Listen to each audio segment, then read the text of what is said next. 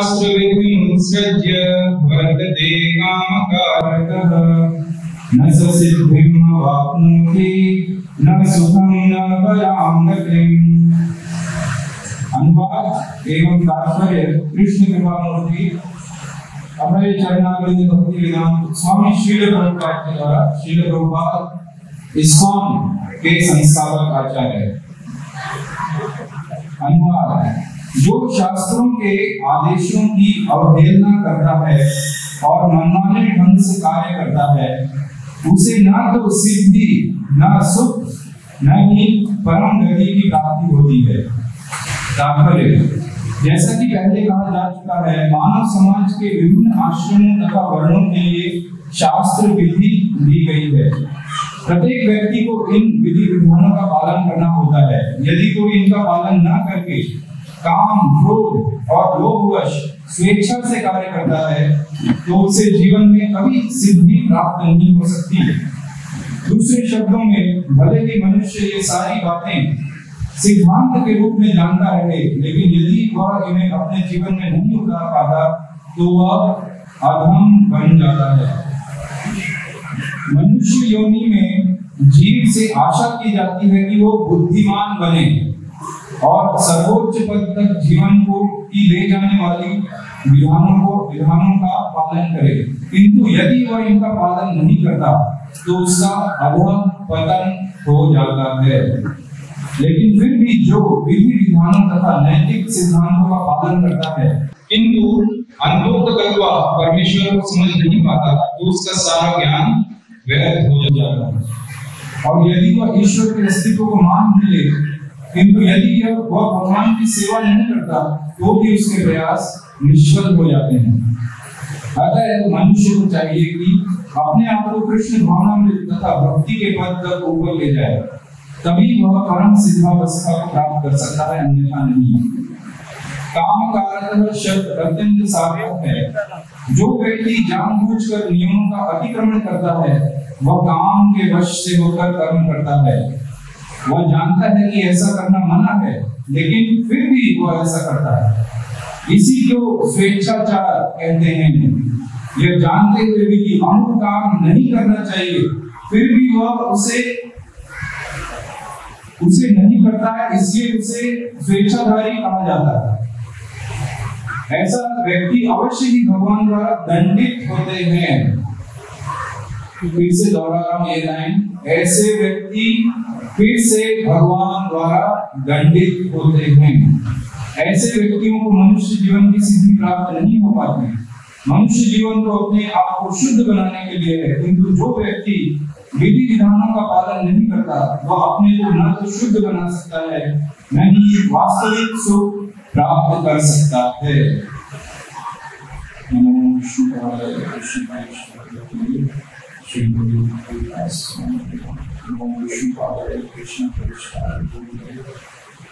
श्रीमते भक्ति वेदांत स्वामी नामे नमस्ते सारस्वते गौरवाणी प्रचारक निर्विशेष शून्यवादी पाश्चात्य देशकारी। जय श्री कृष्ण चैतन्य प्रभु नित्यानंद श्री अद्वैत श्रीवास गौर।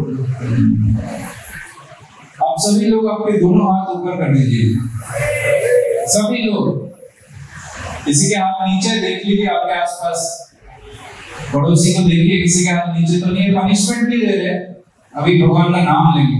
दोनों हाथ ऊपर है, जिसको भी भगवान ने दो हाथ दिए दोनों हाथ ऊपर कर लीजिए और जितना जोर से हो सके उतना जोर से बोलिए मेरे पीछे, हरे कृष्णा हरे कृष्णा कृष्णा कृष्णा हरे हरे हरे राम राम राम हरे हरे। सुनाई नहीं दे रहा, थोड़ा जोर से फिर से, हरे कृष्णा कृष्णा कृष्णा हरे हरे हरे राम राम राम हरे हरे। लास्ट में एक बार फिर से करेंगे और जोर से। तो सब यहाँ बहुत ही महत्वपूर्ण उपलक्ष्य में यहाँ उपस्थित हुए हैं। तो जिसको कृष्ण जन्माष्टमी का उत्सव, अभी आप लोग सोचेंगे कृष्ण जन्माष्टमी तो 2 दिन पहले दिन चली गई, फिर आज हम सब यहाँ भी बैठे। तो ये उतना अचरज का विषय नहीं होना चाहिए, क्योंकि असंख्य असंख्य असंख्य असंख्य ब्रह्मांडों में ये कृष्ण जन्माष्टमी, ये सारी लीलाएं निरंतर चलती ही रहती है। हर क्षण हर पल कृष्ण कहीं ना कहीं अवतरण करते हैं। और आप आज यहाँ आए हैं अपना कीमती वक्त निकालकर, तो सबको बहुत बहुत धन्यवाद। और हम कोशिश करेंगे कि आज आप यहाँ से कुछ ऐसा लेके जाएं जिससे आप सबके जीवन में बदलाव आए। तो आप जब से यहाँ आपने एंट्री की होगी, जब से आप आए हैं, तो कुछ भजन आपने सुने होंगे, बहुत लोग भजन गा रहे हैं। तो ज्यादातर उसमें हरे कृष्णा कृष्ण कृष्ण हरे हरे, हरे राम राम राम हरे हरे, ये शब्द आपने सुने होंगे। आपको ये नॉर्मल लगता होगा क्योंकि आपने बहुत बार सुना है, क्योंकि हमने भारत भूमि में जन्म लिया है। तो बचपन से ही थोड़े बहुत संस्कार हमें मिले हैं, और कहीं ना कहीं हमने पुस्तक में या टीवी में या कहीं ना कहीं हमने ये सुना है ये मंत्र। तो आज भी आपने यहाँ आके सुन लिया, तो इसलिए हमें उतना फर्क नहीं पड़ा होगा। ये तो सुनते रहते हैं कहीं ना कहीं, ये भी यहाँ चल रहा है, ये हरे कृष्णा वाले हैं, इस्कॉन वाले हैं, हरे कृष्णा महामंत्र बोलते हैं। तो हम उतना ध्यान नहीं देते। आगे हम लोग देखेंगे किधर चेयर है, किधर मैं बैठ सकता हूँ, प्रोग्राम देख सकता हूँ, ये सब हमारे जहन में चलता है। लेकिन आज के इस सत्र में हम देखेंगे कि ये श्लोक जो हमने आज चर्चा का विषय बनाया है, तो उस श्लोक के बाद एटलीस्ट जो यहाँ आज के तात्पर्य में कहा गया है कि मनुष्य को बुद्धिमान होना चाहिए, तो एटलीस्ट जो बुद्धिमान व्यक्ति हैं वो अपनी बुद्धि लगाकर समझेंगे कि क्यों ये लोग सदैव ये हरे कृष्णा महामंत्र या तो ऐसे माला करते हैं, या तो ये कीर्तन करते हैं, किसी को देखने से हरे कृष्णा, क्यों ये लोग इतना बोलते हैं? इसके पीछे का फिलॉसफी क्या है, इसके पीछे का तत्व ज्ञान क्या है, वो हम समझने की कोशिश करेंगे। तो आज का जो श्लोक है, तो उसका अनुवाद एक बार फिर से पढ़ता हूँ, उसके बाद उस पर चर्चा करते हैं कि जो शास्त्रों के आदेशों की अवहेलना करता है और मनमाने ढंग से कार्य करता है, उसे न सिद्धि, न सुख, न ही परम गति की प्राप्ति होती है। ये आप इनका इधर फोटो देख रहे हैं, ये विभिन्न जो साधु हैं, ये हमारे इस्कॉन अंतरराष्ट्रीय कृष्ण महामंत्र संघ के फाउंडर आचार्य हैं। उन्होंने इस्कॉन की स्थापना की। तो जब ये न्यूयॉर्क में थे 1968 में, तो तब वहाँ इनके पास एक इंटरव्यू आया और उन्होंने उनसे प्रश्न किया कि स्वामी जी, जीवन का लक्ष्य क्या है? जीवन का लक्ष्य क्या है? तो उनके आसपास जो उनके शिष्य थे, तो उन्होंने सोचा कि अभी श्रील प्रभुपाद बोलेंगे जीवन का लक्ष्य है कृष्ण की प्राप्ति, कृष्ण की भक्ति, ऐसे बहुत सोच रहे थे। भगवान श्रील प्रभुपाद ये उत्तर देंगे, लेकिन श्रील प्रभुपाद ने जब उत्तर दिया तो उसने सभी भक्तों को चौंका दिया, लेकिन वो उत्तर बहुत ही प्रैक्टिकल, बहुत ही व्यावहारिक था। श्रील प्रभुपाद ने उत्तर दिया कि the goal of life is to enjoy।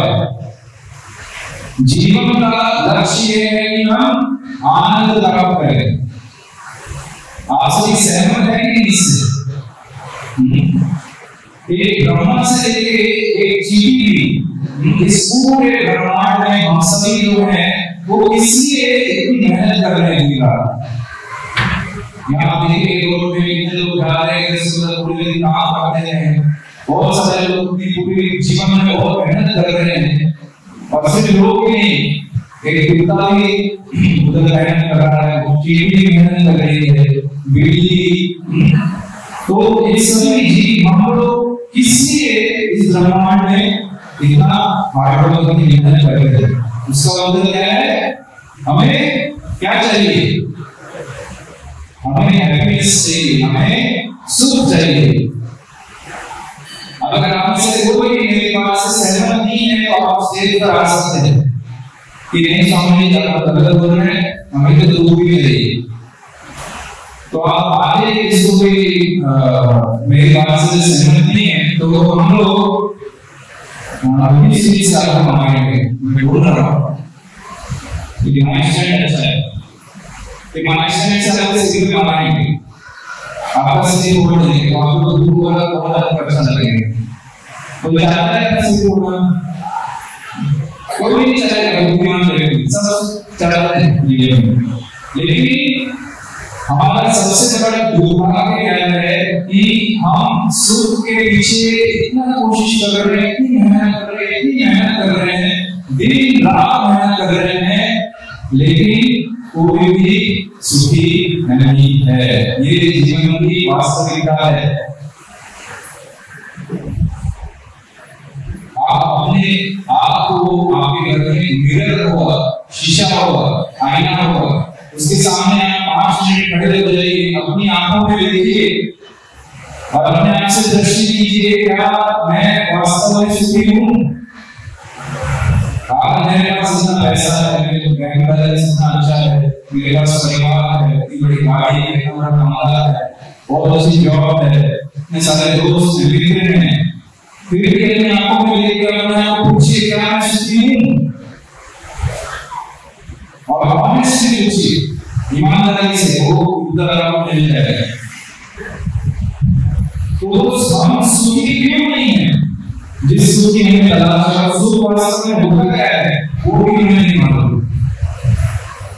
तो उसी पर चर्चा करने के लिए आज का शो किया गया है। और आज के शो में क्या बोल रहे हैं भगवान श्रीमद् भगवद गीता के शो में?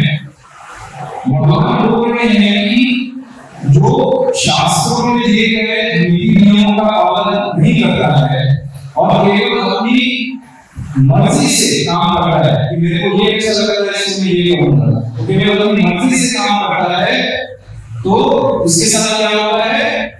न सिद्धि महामावंती न सुखम न पराम गति, ना तो उसे इस जीवन में सुख प्राप्त होता है ना ही अगले जीवन। हमेशा तो व्यक्ति दुखी रहता है। क्यों? क्योंकि वो शास्त्र के विधि विधानों का पालन नहीं करता है, क्योंकि आज 99.9% लोग कर रहे हैं, मतलब शास्त्रों का पालन नहीं कर रहे हैं। और इसको समझना बहुत कठिन नहीं है कि हमारे जीवन में शास्त्रों को ना पालन करने के कारण क्यों परेशानी आती है, बिल्कुल इसको समझना कठिन नहीं है। आपको एक उदाहरण होगा समझाता हूँ। मान लीजिए एक मोबाइल है, मैंने नया मोबाइल खरीदा है और इससे पहले मैंने कभी मोबाइल यूज नहीं किया। पहले तो मैं जीवन में मोबाइल खरीदा और मैंने तो कभी मोबाइल यूज नहीं किया, तो मैं घर में आता हूँ, अपने को इसको ऑपरेट करना है, ठीक है? अभी इसको स्टार्ट करना है, ऐसे काम को ऑपरेट करना है, तो मैं किस तरह जान पाऊंगा कि किस तरह ये काम करता है? किस तरह जान पाऊंगा कि मोबाइल किस तरह काम करता है? मेरे पास क्या है ऐसे साधन? कोई उत्तर है? बहुत सिंपल है उत्तर उसका। जब हम मोबाइल खरीदते हैं तो उसके साथ एक मैनुअल आता है, सही है कि एक छोटी सी बुकलेट आती है, वो बोलते हैं कि अगर आपके पास ये सैमसंग का मोबाइल है, आपको पिन लगा चार्ज करना है, आपको ऐसे मोबाइल में पैटर्न लगाना है जिससे आप अपने मोबाइल को सिक्योर कर सकें, और आपको इधर से वॉल्यूम बढ़ाना है, इधर से वॉल्यूम कम करना है, ऐसे आपको स्क्रॉल करना है, ये करना है, वो करना है, इसी चीजों से बचाना है, पानी में निकालना है। और कुछ उसमें इंस्ट्रक्शन होते हैं, निर्देश होते हैं, जिनका पालन यदि हम ऐसे जब कुछ करें तो ये मोबाइल कभी जल्दी से खराब नहीं होगा। सही है नहीं? आप मेरे बात से सहमत हैं? लेकिन यदि आपने सोचा मेरे को सब मालूम, मेरे को किसी मैनुअल की जरूरत नहीं, ये मोबाइल को मैं सबसे पहले मेरे घर में जो अपलोड में बोलने के लिए यूज करूंगा, बोलने के लिए पानी में डालने से खराब नहीं होगा, मोटर रेजिस्टेंट है तो इसको पानी में डाल देना,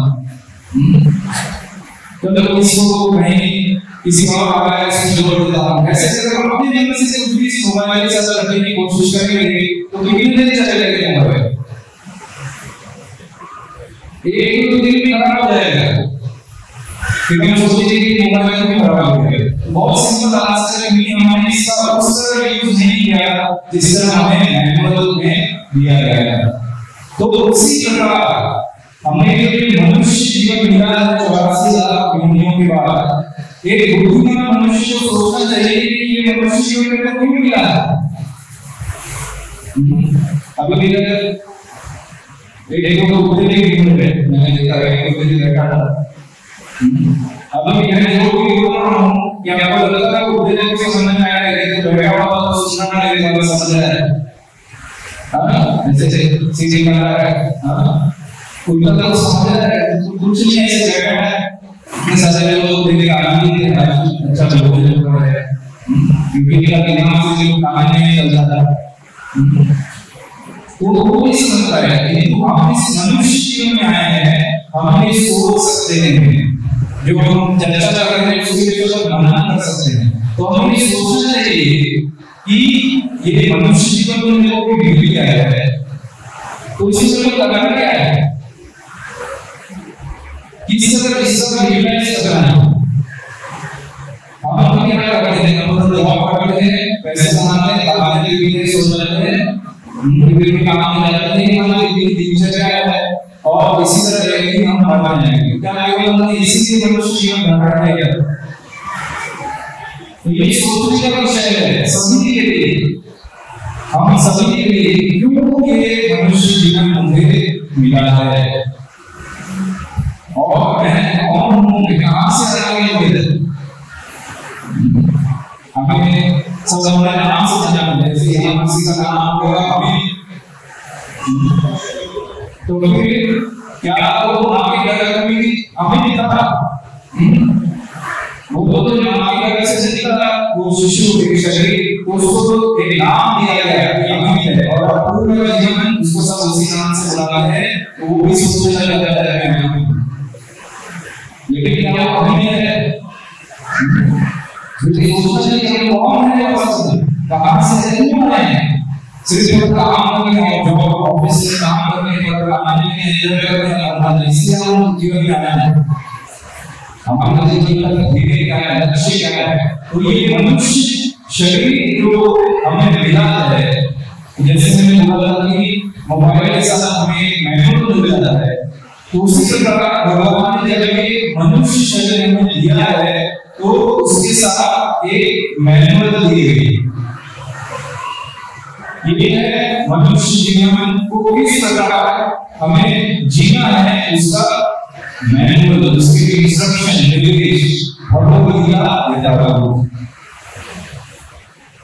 अब अगर इस भगवद गीता को हमने अपने जीवन में उतार लिया तो हम देखेंगे कि हमें अभी जो मैंने थोड़ी पहले प्रश्न उठाए थे वो सारे प्रश्नों का हमें उत्तर मिल जाएगा और हम यहाँ वास्तव में सुखी बन जाएंगे। इसके लिए मैं ट्राई कर रहा हूँ, तो मैं नहीं कर रहा, सुखी बनेंगे हम। तो इसलिए बुद्धिमान होना पड़ेगा, सबसे पहले सोचना पड़ेगा, ये हमें रियलाइज करना पड़ेगा कि हमें आत्म साक्षात्कार करना पड़ेगा कि वास्तव में मैं दुखी हूँ। अगर मैं किसी से पूछूं आपसे क्या दुखी है तो आप एक प्रश्न कर सकते हैं, क्या बोलते हैं दुखी? मैं तो पूछूं, सोचा मैं आंसर सोचता हूँ 9 बजे बढ़िया सा ब्रेकफास्ट करना होगा, तीन गाड़ी है, ऑफिस में बैठा वाला काम नहीं है, ऑफिस में बैठे मोबाइल कर रहा हूं, टीवी को देख रहा, घर आ रहा हूं और घर में आके फिर से खाना खाता हूं, अपने बच्चों के साथ खेल रहा हूं, टीवी देख रहा हूं, मोबाइल देख रहा हूं, टीवी के साथ थोड़ा टाइम स्पेंड कर रहा हूं और शाम को डिनर करके और ज्यादा क्लास में सो जाता हूं, कभी-कभी घूमने भी जाते हैं, हम भी लेके जाते हैं और क्या करते हैं, बड़े रेस्टोरेंट में खा लेते हैं। तो आप क्या बोलते हैं, दूध बनाने बहुत आगे बड़े रेस्टोरेंट में बैठे के दूध बोल रहे हैं, मैं तो भी नहीं, मैं नहीं ऐसा सब कुछ नहीं हो सकता। लेकिन यदि हम शास्त्र के दृष्टि से देखें तो भगवान ने ये पूरी जो सृष्टि है उसका केवल 2 शब्दों में डेफिनेशन दी हुई है। हम यहाँ बैठे हैं, ये जो सृष्टि है उसकी केवल 2 शब्दों में भगवान ने डेफिनेशन दी है। वो शब्द क्या है? दुःखभायम अशाश्वतम। और अगर उन शब्द भगवान ने बोला है, कोई बेचता नहीं। दुःखभायम मतलब ये जगह है, आता है, जगह है, केवल करने वाला दुख मिलेगा। ये शब्द जो दुख आता है, इसको समझना है कठिन नहीं। जैसे बोलते हैं हिंदी में विद्या है, विद्या प्लस आय, तो आय मतलब एक घर, यहाँ क्या नहीं है विद्या, उसको बोलते हैं विद्यालय। पुस्तक आय, पुस्तक आय, एक आय एक घर, यहाँ क्या मिली पुस्तकें। अगर आप पुस्तकालय जाइए और वहां का जो लाइब्रेरियन है उसको बोलिए कि मेरे को 2 किलो प्याज, 1 किलो टमाटर, 4 किलो आलू, थोड़ा भिंडी, ये सब दे दो। लाइब्रेरियन से हम पूछे तो लाइब्रेरियन आपको देते क्या सबसे देगा? क्या बात है? ये पागल में से आया है। सबसे पहले सबसे मार्केट में जाना चाहिए, लाइब्रेरी में आया बोल रहा है आलू भिंडी सब पागल है, बस सही है। पुस्तकालय जाएंगे हम, ये सब पूछने जाएंगे हम पागल है। इसी तरह दुख खालय, यहाँ केवल दुख ही मिलता है और वहाँ अगर हम सुख की अपेक्षा करें तो हम अपने सबसे बड़े मूर्ख इस दुनिया में जो हमें कुछ सोचने का नहीं कर रहे हैं। अपनी मन से मैं जानता हूँ सुख क्या होता है, सृष्टि होने वाला है, लेकिन हम सब नहीं पा रहे हैं। हम में से बैठे एक व्यक्ति बहुत दुखी है, तो दुख की परिभाषा कैसी है? श्री कृष्ण ने भगवद गीता में जन्म मृत्यु जरा व्याधि दुख दोषान दर्शन, हमने कई प्रकार के दुख हैं, उनसे जीवन में 4 सबसे बड़ा दुख है। जन्म, अब ये सोचिए जन्म कैसे दुख है? जन्म को बड़ी सी बात होती है, हम लोग बहुत खुशियां मनाते हैं जो बच्चा पैदा होता है, हम लोग बड़ी-बड़ी फंक्शन करते हैं, पार्टी करते हैं। जन्म इसलिए दुख है, इसलिए दुख है, और इसलिए शास्त्र पढ़ने चाहिए ताकि समझे जन्म इसलिए दुख है क्योंकि हम पहले पता चलता है कि बच्चे का जन्म हुआ इसलिए उसे, लेकिन हम ये नहीं सोचते कि ये बच्चा, ये जो जीव है, ये 9 महीने जब मां गर्भ में आया तो कितनी पीड़ा होती है वो शास्त्र करके समझेंगे। जब एक बच्चा जन्म लेता है तो सबको पता है मां पीड़ा होती है, सबको पता है, लेकिन हमको ये नहीं पता कि 9 महीने उस बच्चे को बहुत पीड़ा होती है। उदाहरण के लिए क्या समझ सकते हैं? मैं एक छोटा सा बैग लूंगा, छोटा सा आपकी बेटी है, छोटा सा बैग लूंगा मैं और बोलूंगा कि अभी मेरे को मैं आपको इसमें डाल दूंगा, ठीक है? कैसे भी फोल्ड करके आप पूरा फोल्ड हो जाएंगे, जैसे बच्चा ऐसे फोल्ड होता है धनुष की तरह। तो इस छोटे से बैग में मैं आपको रखूंगा और केवल बैग में नहीं रखूंगा, उसमें मैं बहुत सारे बदबूदार पदार्थ लिक्विड भी डाल दूंगा, छोटे छोटे कीड़े भी डाल दूंगा जो आपको काटते रहेंगे, और फिर मैं उसको कितने देर के लिए बंद करूंगा? 9 महीने के लिए। तो ऐसी स्थिति में आप सब सोच के देखिए, क्या आप एक सेकंड भी रहना चाहेंगे? कोई भी रहना चाहता है तो इधर अभी स्टेज में आ जाइए, हम लोग व्यवस्था करेंगे बैठने वालों। कोई नहीं रहना चाहेगा, कोई नहीं। लेकिन एक जीव रहता है माँ के गर्भ में, फोल्ड ऐसे सीधा भी नहीं, हाथ पैर हिला रहा है, कीड़े काट रहे हैं उसको, माँ जो ज्वलनशील कुछ खा लेती है उसको शरीर को लगता है, बहुत सारे फ्लूइड्स होते हैं बॉडी में, उससे उसको पीड़ा हो रही है। और तब शास्त्र पढ़ के हमें पता लगता है कि जीव भगवान से प्रार्थना करता है, भगवान निकालो मेरे को यहाँ से, प्लीज निकालो, मैं हाथ जोड़ता हूँ, भगवान मेरे को निकालो यहाँ से, मैं आपकी भक्ति करूंगा, ये मुझसे सहन नहीं हो रहा है। बहुत पीड़ा होता है, बहुत दुखदायी होता है। और शास्त्रों में लिखा है अगर हमें गर्भ का अगर हमें अभी याद अगर आ गया तो हम लोग पागल हो जाएंगे, इसलिए भगवान वो सब भुला देते हैं। तो ये जन्म बहुत बड़ा दुख है। मृत्यु हम लोग को बोलते हैं भगवत भक्ति कीजिए मृत्यु आ जाएगी, तो लोग बोलते हैं अरे मरने से क्या करना, सबको एक दिन मरना है, अरे मैं नहीं डरता मरने से, लोग ऐसे बोलते हैं। तो मेरा उनसे प्रश्न है, अगर आप मरने से डरते नहीं है तो रोड के बीच में क्यों नहीं चलते, साइड में क्यों चलते हैं? आने दीजिए, ट्रक को मारने दीजिए, अपने आप को डरते नहीं आप। एक कुत्ता भौंक कर देता है तो आप लोग डर जाते हैं, हार्ट बीट बढ़ जाती है, और हम बोलते हैं मरने से नहीं डरते। तो मृत्यु भी बहुत पीड़ादायक होती है। हालांकि इसको बताने के लिए, उसके अनुभव को बताने के लिए कोई जीवित नहीं रहता है, लेकिन शास्त्र पढ़ के हमें पता लगता है कि मृत्यु कितनी पीड़ादायक है। शास्त्रों में बोलते हैं कि जब मौत आती है उसकी जो पीड़ा होती है वो ऐसी होती है जब 60,000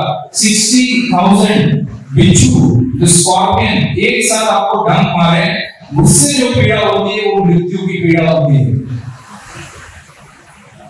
ये शास्त्रों में लिखा है। बहुत बड़ा दुख है ये मृत्यु, कोई मरना नहीं चाहता, लेकिन मरते सभी, बहुत पीड़ादायक।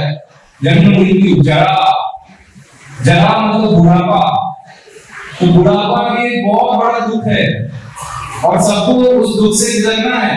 सबको हम बूढ़ों को देख के नेग्लेक्ट करते हैं, चिढ़ाते हैं, उनके साथ टाइम स्पेंड नहीं करते, लेकिन हमें समझना चाहिए मैं भी बूढ़ा होऊंगा, और बुढ़ापा एक बहुत बड़ा दुख है। क्यों? क्योंकि मन की इच्छाएं हमारी जवान रहती है, मन कभी बुरा नहीं होता, इच्छाएं तो वैसी रहती है, लेकिन उस इच्छा को पूरा करने के लिए शरीर वैसा नहीं रह जाता, तो बहुत दुख होता है। हम अलग थलग पड़ जाते हैं, कोई हमारे साथ बात नहीं करता, बस हम प्रार्थना करते भगवान से अपनी मृत्यु की। तो ये जन्म मृत्यु, जरा और व्याधि मतलब बीमारियां, तो ये बीमारियां बहुत बड़ा दुख है। आपके पास अगर करोड़ों डॉलर्स भी आ जाए तो भी आप ऐसा नहीं बोल सकते कि मैं अब डिजीज फ्री हूं, अभी मेरे को कोई बीमारी नहीं होगी। तो ये बीमारी बहुत बड़ा एक दुख है, लोग इतनी पीड़ा होती है, खुद बीमार होते हैं तब भी, और हमारे आसपास हमारे रिलेटिव फ्रेंड बीमार होते हैं तब भी बहुत खराब लगता है हमें कि हम कुछ नहीं कर पा रहे हैं उनके लिए।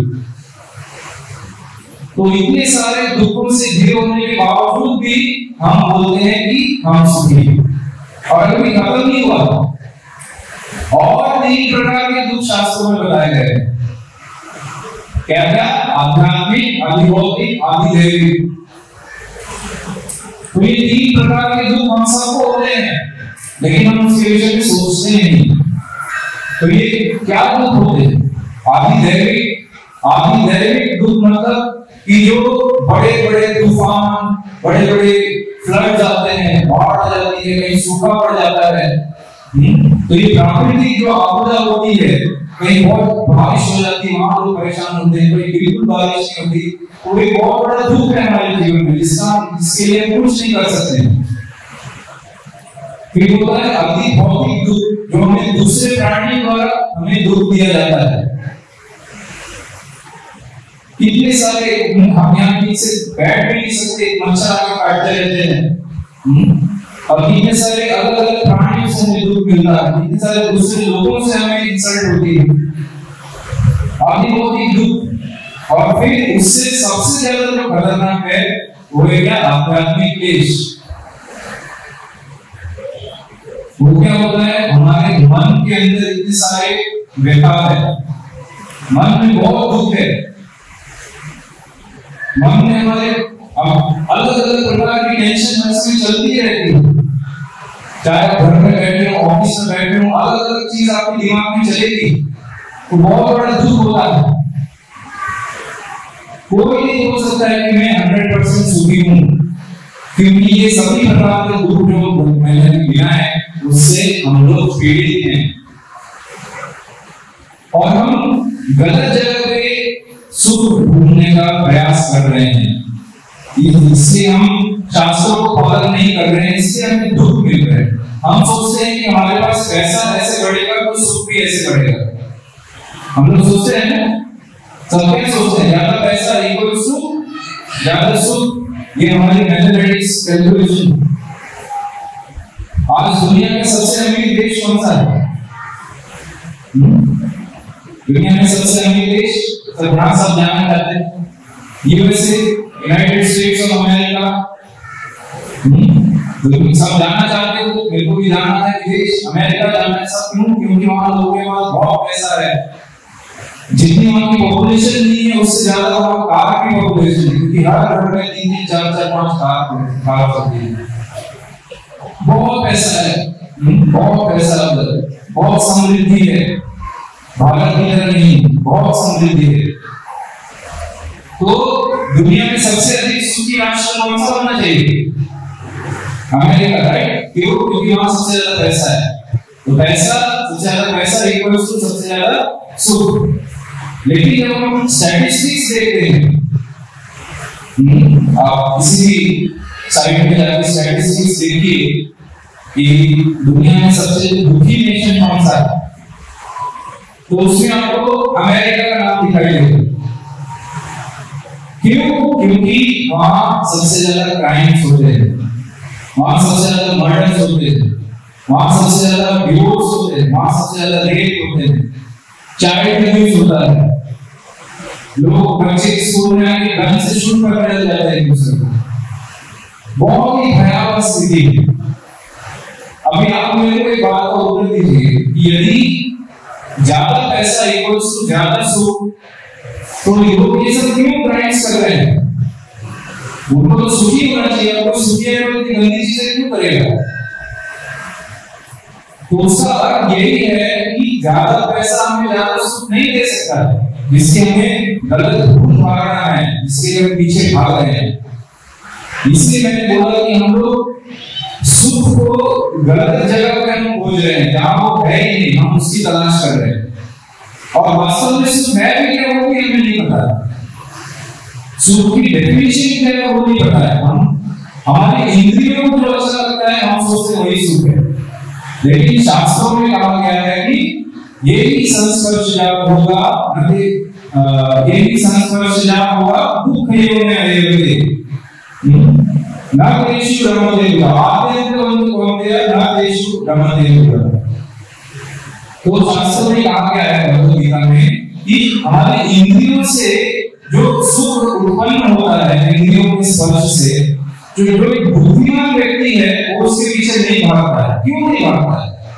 वो इसलिए नहीं भागता है क्योंकि उसको पता है इसका एक आदि और अंत है, एक शुरुआत है और उसका अंत भी अंत हो जाता है। और भगवद गीता में आगे कहा गया है कि ऐसे भौतिक जगत में जो हम सुख ढूंढ रहे हैं वो आरंभ में अमृत की तरह लगता है, लेकिन अंत में वो विष के समान हो जाता है। तो कैसे समझे इसको? इसको समझना भी मुश्किल नहीं है। तो अगर कोई बोले मेरे को सबसे अच्छा जो मेरा फेवरेट मिठाई स्वीट है वो गुलाब जामुन है, बहुत लोगों की फेवरेट होगी, बहुत फेवरेट होगी भी ना, इतनी अच्छी होती है। तो आप किसी पार्टी में गए और गुलाब जामुन खा रहे हैं और देखते ही आपके मुंह में पानी आ गया, मेरा फेवरेट चीज मेरे आके दे दी, और अनलिमिटेड है, तो आप 1 खाएंगे, 2 खाएंगे, 3 खाएंगे, 4 खाएंगे, और 5वां खाने के बाद सोचेंगे ठीक है चलो इतना काफी है। लेकिन कभी आपका दोस्त आता है और बोलता है अरे एक और खा ले यार, मेरे बर्थडे मेरे हाथ से खा ले, तो आप सोचो कि ये मेरा दोस्त दे रहा है, इसके हाथ से खाना हो गया, खाना 6 हो गए, तो उसने कहा नहीं एक और खा ले, पूरा नहीं, पूरा एक और मेरी तरफ से, ठीक है 7 खा लिए, और अब आप पूरी तरफ फुल है, और वो बोल रहा नहीं और नहीं, और तो डेट लेके और आ गया, नहीं अभी तो खत्म करनी ही पड़ेगी। तो आप क्या करेंगे, खाएंगे तो बैठिए, जल्दी से भागेंगे, जल्दी से दोस्तों सब दोस्ती भूल जाएंगे, वो मेरा फेवरेट गुलाब जामुन सब छोड़ के भाग जाएंगे। तो वो गुलाब जामुन जो मेरे सुख का कारण था 10 मिनट पहले, 10 मिनट बाद क्या हो गया, मेरे दुख का कारण बन गया, क्योंकि हम सोचते हैं कि सुख जो है गुलाब जामुन है, जबकि उसमें नहीं है, वो हमारे मन में है। हम सुख बना लिया, जबकि हमारे दुख का कारण बन जाता है थोड़ी देर बाद।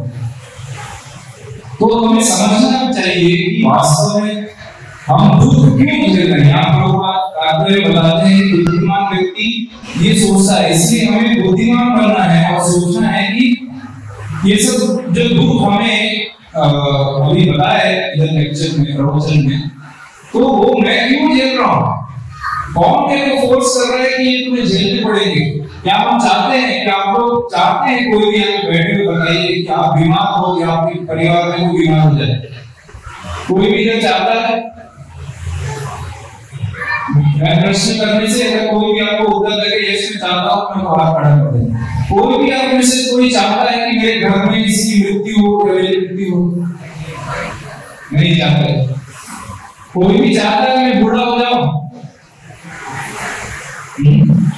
स्त्रियां हैं इस अच्छे से जवाब दे पाएंगे, इतने हम बाल में डाई लगाएंगे, इतना फेस में पाउडर, पूरा 1 किलो पाउडर लगा देंगे, इतना कोशिश करते हैं कि हम 50 के होने के बावजूद भी 30 का 25 का दिखेंगे।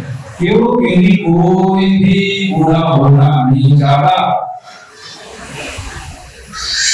लेकिन कभी आपने अपने आप को प्रश्न किया है कि कौन मेरे को फोर्स कर रहा है, क्यों मैं बूढ़ा हो रहा हूं जबकि मैं नहीं चाहता, क्यों मेरे आसपास मेरे परिजन मर रहे हैं, मैं भी मरूंगी, बल्कि मैं नहीं चाहता ये, क्यों मैं बीमारियां नहीं चाहता, सबको सुखी देखना चाहता हूं, फिर ये क्यों मेरे जीवन में आ रहे हैं। तो एक यहाँ बैठे हुए किसी ने भी एक प्रश्न पूछा अपने आप से, हम नहीं पूछते, क्यों? क्योंकि हम इतना इन्वॉल्व हैं अपने जीवन में कि ये सब जो बुद्धिमत्ता वाले प्रश्न हैं जो पूछने चाहिए मनुष्य जीवन में, वो हम नहीं पूछते।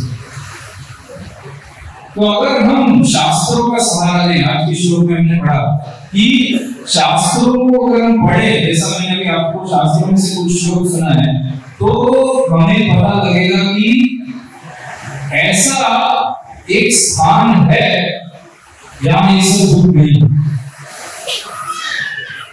तो मेरा अगला प्रश्न है कि अगर मैं आपको एक प्रपोजल दूं कि ऐसा एक स्थान है जहां जितने भी मैंने दुख अभी तक गिना है वो कुछ भी नहीं, एकदम जीरो है, कभी नहीं होंगे, और आप सदा वहां आनंद में रहेंगे, कोई दुख नहीं होगा, कोई दुख नहीं होगा, आप आपकी फैमिली, आपके रिलेटिव्स, परिजन सभी लोग एकदम सुख से रहेंगे,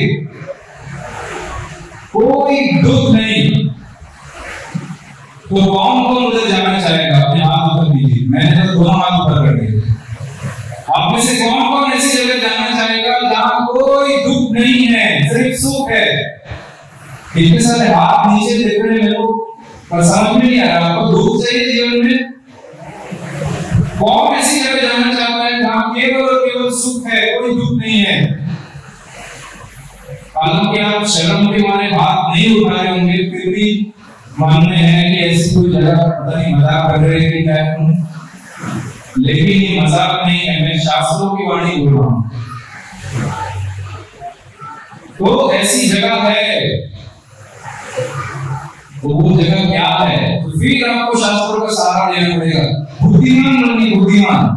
ये सब जो गंदगी में हम पड़े हुए हैं वहां रहना हमारा वास्तविक स्थान नहीं है, हम यहाँ कभी सुखी नहीं हो पाएंगे, कितना भी कोशिश कर लें। शास्त्रों से उदाहरण आता है कि यदि आप एक मछली को लेते,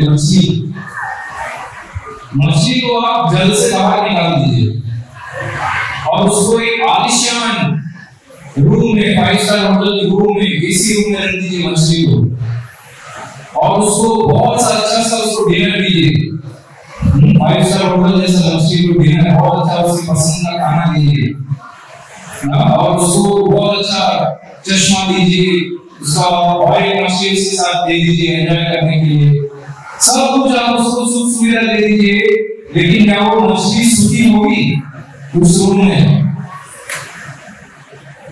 क्यों सुखी नहीं होगी? सुख का सब साधन उसके पास है, क्यों मछली सुखी नहीं होगी? वो मछली इसलिए सुखी नहीं होगी क्योंकि वो जगह उसका वास्तविक स्थान नहीं है।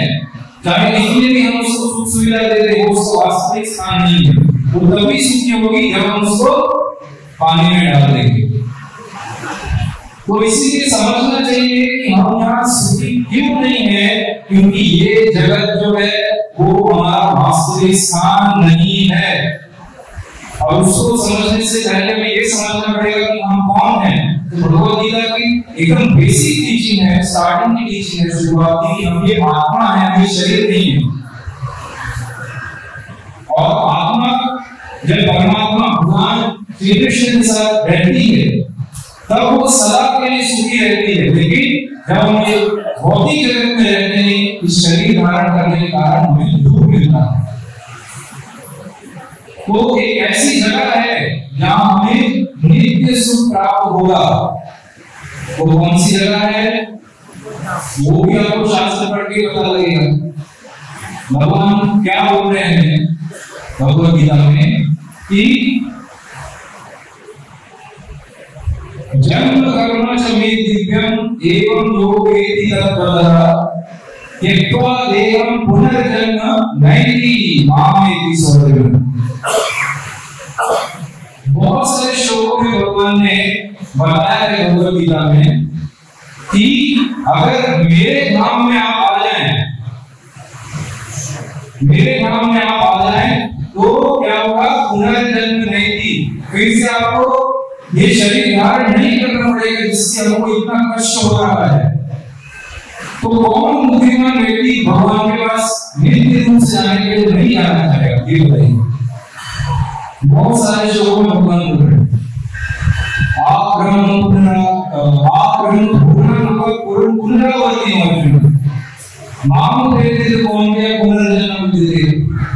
भगवान बोल रहे हैं कि ब्रह्म लोक एकदम ऊपर के लोग अगर चले जाएं फिर भी आपको वापस आना पड़ेगा इस धरती पर दूर होने, लेकिन मामू कहते को हमने पुनर्जन्म विद्यते। भगवान बोल रहे हैं जब मेरे धाम में आ जाएं तो हमें फिर से इस घटिया जगह पे नहीं आना पाएगा, नहीं आना पड़ेगा जहां इतने दुख होते हैं हमें जीवन में। तो ये होती बुद्धिमत्ता, इंटेलिजेंस। इंटेलिजेंस ये नहीं होती कि अभी मैं आज इतना अच्छा खाऊंगा, हम अपनी सारी इंटेलिजेंस इसमें लगाते हैं। आज मैं कितना अच्छा खाऊंगा, आज मैं कितना अच्छा पहनूंगा, आज मैं कितना अच्छा अट्रैक्टिव लगूंगा, आज मैं कितना आराम से सो पाऊंगा, आज मैं कितना एंजॉय करूंगा। सारी दुनिया की इंटेलिजेंस इसके पीछे लगी हुई है, लेकिन ये बुद्धिमत्ता नहीं है, मूर्खता है। इंटेलिजेंस है बुद्धिमत्ता की मैं कहां ऐसे जाऊं और अपने स्वजनों को भी ले जाऊं जहां दुख नहीं है। तो ऐसी जगह शास्त्रों में लिखी है और शास्त्रों की वाणी सत्य है। वो कृष्ण धाम, कृष्ण क्या बोल रहे हैं कि जन्म कर्म च मे दिव्यम एवं योगेति तत्त्वतः। तो भगवान बोल रहे हैं कि मेरे जन्म और मेरे कर्म जो थे उनके विषय में यदि कोई तात्विक तौर पर मतलब उसकी सच्चाई जान जाता है तो क्या होता है? त्यक्त्वा देहं पुनर्जन्म नहीं, तो वो समझ जाता है तो क्या हो जाता है? इस शरीर को छोड़ने के बाद उसको पुनर्जन्म नहीं लेना। तो भगवान के जन्म और कर्म के बारे में हम सब बोलेंगे, हमको पता है, हमने वो कृष्ण सीरियल देखा है, हमें पता है वो भगवान ऐसे पैदा हो गए थे उधर जेल में, फिर उन्होंने कंस को मारा, ये कैसा एपिसोड एक वाले बता देंगे। लेकिन भगवान क्या बोल रहे हैं? योग में भी तत्त्वतः, जो उसके पीछे की गहराई को, उसके पीछे की फिलॉसफी को, तत्व को जानता है। कृष्ण कौन है और कृष्ण से हमारा संबंध क्या है, हम कौन है, हमारे जीवन का प्रयोजन क्या है। तो इस तरह जब कोई व्यक्ति भगवान कृष्ण को समझता है तो ऐसे व्यक्ति के लिए भगवान कहते हैं कि आप मेरे पास आ जाएंगे। तो भगवान की गारंटी देते। तो अभी हमें ये भी पता चल गया कि पूरा संसार दुख में है और हमारी हालत अभी बहुत टाइट है, बहुत खराब है। सबसे पहले तो रियलाइज करना पड़ेगा, अगर आप सुखी हैं तो फिर आपको हरे कृष्ण आराधना। लेकिन अगर आप रियलाइज करें कि नहीं, जो कह रहे हैं सत्य है कि मेरे जीवन में बहुत दुख है, मेरे को इससे निकलना है, परिवार को निकालना है, तो वो आपने समझ लिया। इसका आपने सॉल्यूशन भी समझ लिया कि एक जगह ऐसी है जहां दुख नहीं। तो वो शास्त्रों में लिखा गया है। अभी सबसे महत्वपूर्ण प्रश्न होता है कि हम वहां जाएं कैसे, वहां का टिकट कैसे मिलेगा। यहाँ से हम दूसरे देश में नहीं जा पाते हैं, वीजा नहीं मिलता है, पासपोर्ट नहीं मिलता है, तो सीधा भगवत धाम में कहां से चले जाएं। तो फिर उसके लिए आपको शास्त्रों का भी सहारा लेना पड़ेगा और कोई आपकी हेल्प नहीं कर पाएगा।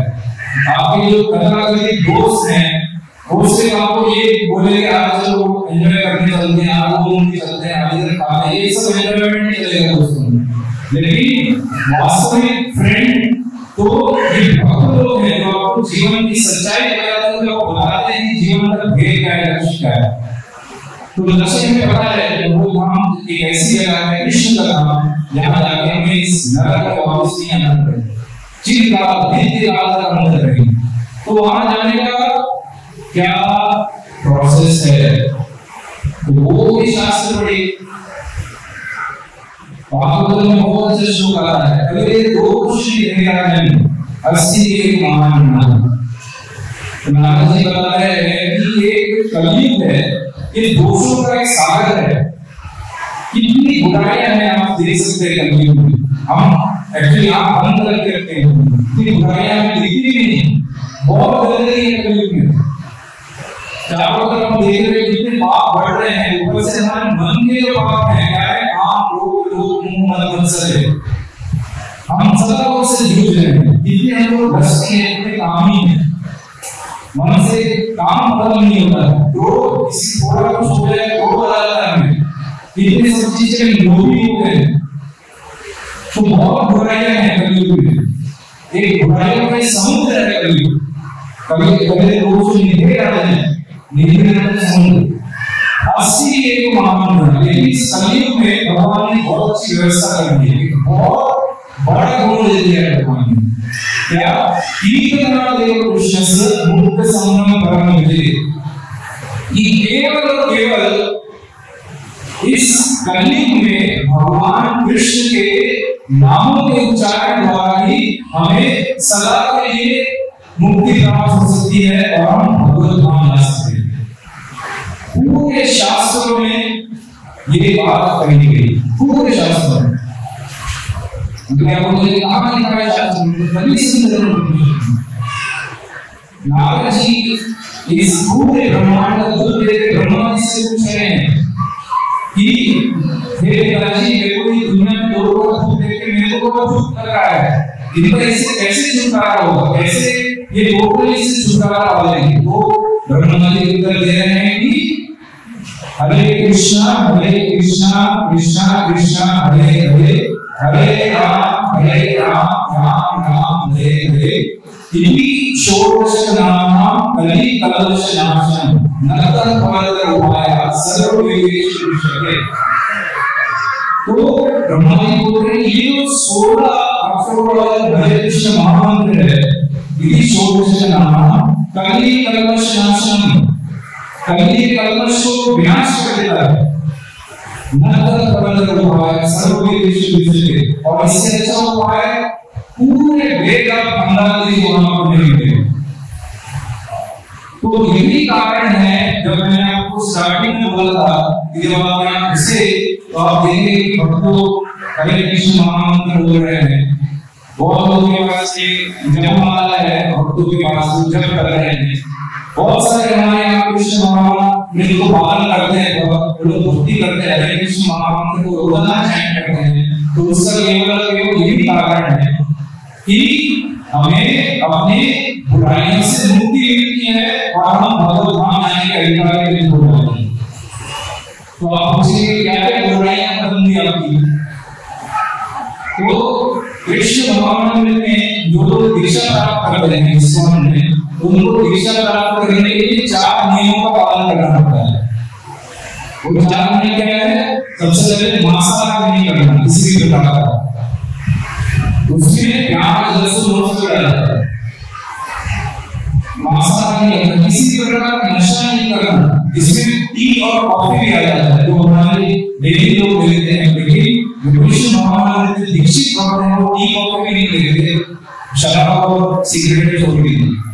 मांसाहार नहीं करना, नशा नहीं करना, किसी भी प्रकार का जुआ नहीं लेना। और चौथा है अवैध स्त्री पुरुष संबंध, किसी प्रकार का अवैध स्त्री पुरुष संबंध नहीं करना। तो ये कृष्ण भक्तों को ये कृष्ण भक्ति करते करते तो भगवान ये शक्ति देते हैं कि ये सब चीजों से छुटकारा दिलाया है हमें। देखो हम लोग हैं, बैठा हूं या कोई भी भक्त है, हम आगे गर्भ से ऐसे पैदा नहीं हुए, बहुत सारी बुराइयां थी, लेकिन भगवान कृष्ण का शरण ग्रहण करने से हमारी बुराइयां छूटी।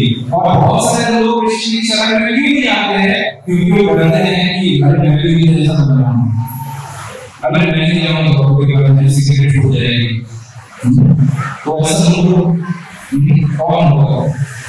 तो भगवान ने मदद करना, इसलिए हरे कृष्ण महामंत्र इतना इंपॉर्टेंट है।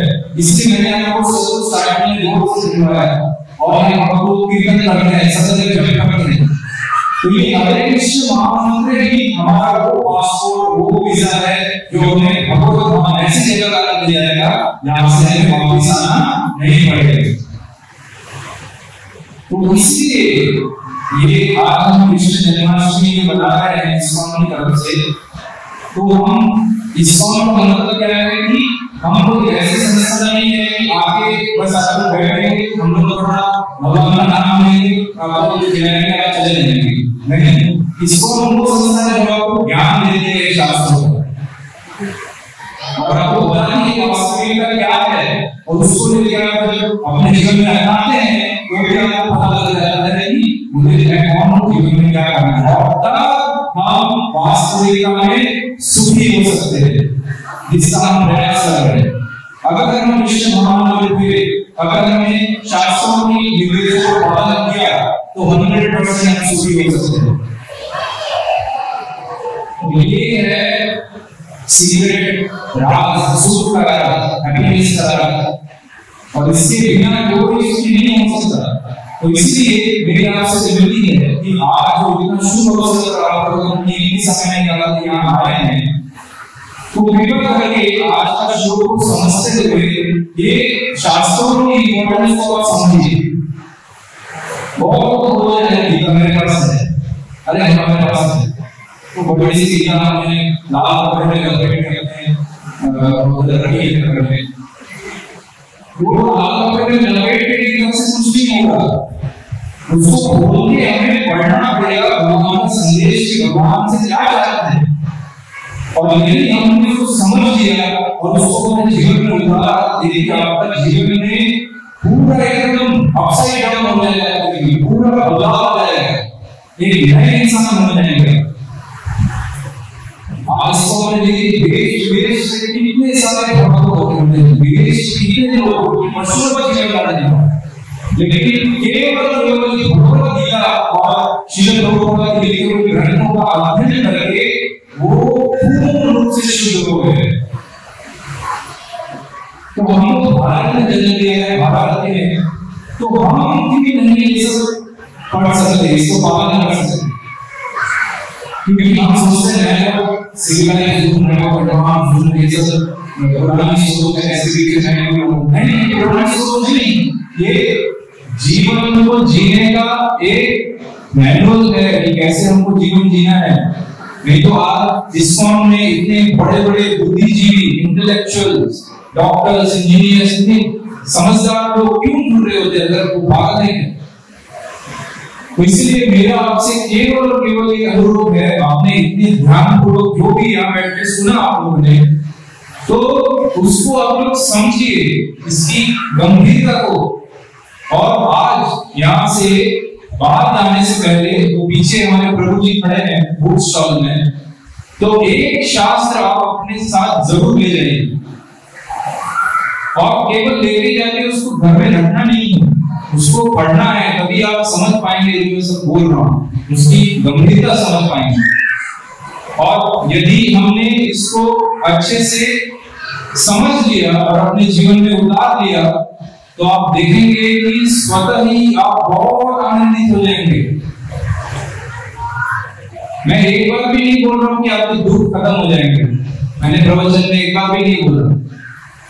दुख आएंगे जीवन में, यहाँ जो भक्त लोग बैठे हैं इनके जीवन में भी दुख आते हैं, लेकिन जब आप कृष्ण भक्ति करेंगे, कृष्ण भावना को अपनाएंगे, तो वो दुख से आप अफेक्टेड नहीं होंगे, वो दुख आपका कुछ बिगाड़ेगा नहीं, क्योंकि आपको वास्तविकता पता चल जाएगी कि ये दुख मेरे जीवन में क्यों आया है। अभी हमको लगता है ये दुख मेरे जीवन में उसकी वजह से आया है, इसकी वजह से आया है, ये वो हम कंप्लेंट करते हैं, लेकिन जब आप शास्त्र पढ़ेंगे तब आप दुखी होंगे नहीं, हर समय आप ऐसे एकदम पीसफुल बने रहेंगे, क्योंकि आपको पता होगा वास्तविकता क्या है। तो इसलिए ये सबसे इंपॉर्टेंट चीज जो है हमारे पास होनी चाहिए और हमें पढ़नी चाहिए। केवल नए लोग ही नहीं, हमारे भक्त लोग भी, हम भी आप लोग भी जब भक्ति में आए हैं तो और गंभीरता पूर्वक शास्त्रों का अध्ययन करके हमें और आगे बढ़ना है भक्ति में, ताकि हम भगवान के दिव्य धाम को हम प्राप्त कर सकें, जहां से हमें इस घोर नरक में फिर दुखों के बीच नहीं आना पड़ेगा। इसलिए हाथ जोड़ के सबसे विनती है कि आप कृपा करके इस कृष्ण भक्ति को अपनाइए। यहाँ हमारा एक बहुत अच्छा सेंटर है, मैं तो यहाँ साल में एक बार, कभी 2 बार, ज्यादातर एक बार ही आता हूँ, लेकिन ये भक्त लोग यहाँ रह रहे हैं, तो आप इनसे संपर्क कीजिए कि मैं आपसे कैसे जुड़ूं, क्या ये कृष्ण भावना से प्रश्न कीजिए। और जो यहाँ प्रोग्राम्स होते हैं जिनके बारे में प्रभु भी आपको बताएंगे, और आपने वो पैम्फलेट के पीछे भी देखा होगा, ब्राउचर के पीछे जो आपको दिया गया है, वो प्रोग्राम में जाइए, बैठिए उधर, उनका संग लीजिए, तो धीरे धीरे आप वास्तविकता से आप अवगत हो जाएंगे। तो यही बोल के आज विराम देंगे, लेकिन जैसा प्रॉमिस किया था शुरू में कि खत्म करने के समय भी एक बार हम लोग बहुत जोर से इस हरे कृष्ण महामंत्र का उच्चारण करेंगे। हरे कृष्णा कृष्ण कृष्ण हरे हरे, हरे राम राम राम हरे हरे। मेरे को लगता है बहुत लोग ऐसे हैं जिनको लगा कि मेरे को तो जाना ही नहीं है, इससे बोल ही नहीं रहे, तो आवाज थोड़ी और डबल होनी चाहिए। कितनी उत्सुकता है आपकी भगवत धाम जाने की। हरे कृष्ण कृष्ण कृष्ण हरे हरे, हरे राम राम राम हरे हरे। श्रीमद् भगवद गीता रूप की, हरे कृष्ण महामंत्र की, श्री कृष्ण जन्माष्टमी महामहोत्सव की, श्री प्रभुपाद की, हरे कृष्ण।